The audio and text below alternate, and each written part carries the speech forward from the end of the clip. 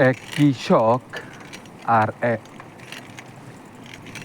এক কৃষক আর বৃষ্টির গল্প শোনাচ্ছি আপনাদেরকে।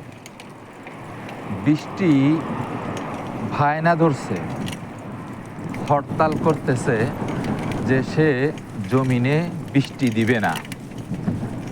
কিন্তু এক গ্রামের এক কৃষক এটা জানা সত্ত্বেও সে জমিনে হাল চাষ করতেছে, জমিনে কাজ করতেছে, জমিনের আইল কাটতেছে। গ্রামে আরও অনেক কৃষক ছিল, তারা বলতেছে, হে ভাই, তুমি কি জানো না বৃষ্টি হরতাল করেছে, অনির্দিষ্টকালের জন্য স্ট্রাইক করেছে, সে আর বৃষ্টি হয়ে জমিনে ঝরবে না। তাহলে তুমি কেন জমিনে হাল চাষ করতেছ এবং জমিনের আইল কাটতেছ? বৃষ্টি তো হবে না। তবুও সে মানতেছিল না। সে প্রতি সপ্তাহে গিয়ে জমিনে হাল দিতে থাকে, জমিনের আইল কাটতে থাকে।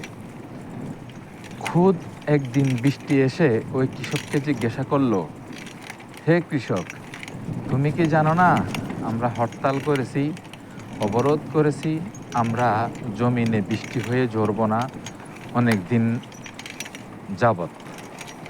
এ কথা জানার পরেও তুমি কেন জমিনে হাল চাষ করতেছ?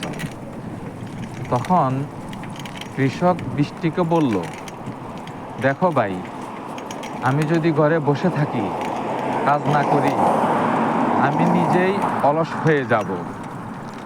অন্যদিকে আমি যে হাল চাষ বন্ধ করে দিই, জমিনের আইল না কাটি, তাহলে এগুলোও আমি ভুলে যাব।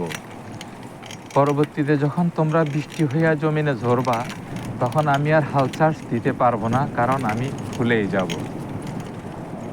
তখন বৃষ্টি নিজেও চিন্তায় পড়ে গেল। আসলে তো ঠিক তাই। আমরাও যদি অনেক দিন স্ট্রাইক করে থাকি, হরতাল করে থাকি, জমিনে বৃষ্টি হইয়া না ঝরি, তাহলে কিভাবে জমিনে বৃষ্টি হইয়া ঝরতে হয় সেটা তো আমরাও ভুলে যাব।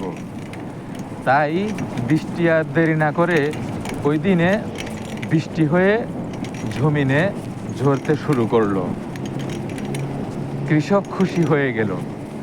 অন্যদিকে যেসব কৃষি কাজে আসে নাই, কৃষকরা বাড়িতে বসেছিল, তারা অলস হয়ে গেল, তাদের জমিন অনেক শক্ত হয়ে গেল, তারা কৃষিকাজে আসতে তাদের কষ্ট হয়ে গেল। তাই আপনারা যে কাজে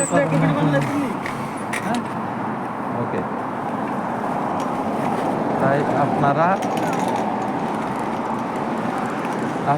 যে কাজই করেন, ওই কাজের মধ্যে থাকতে হবে। ওই কাজ স্লো করা যাবে না, বসে থাকা যাবে না যে আমি এই কাজে সফল হব না। আপনারা কাজ করতে থাকুন, ইনশাল্লাহ সফলতা আপনার সন্নিকটেই। ধৈর্য ধরুন, অপেক্ষা করুন।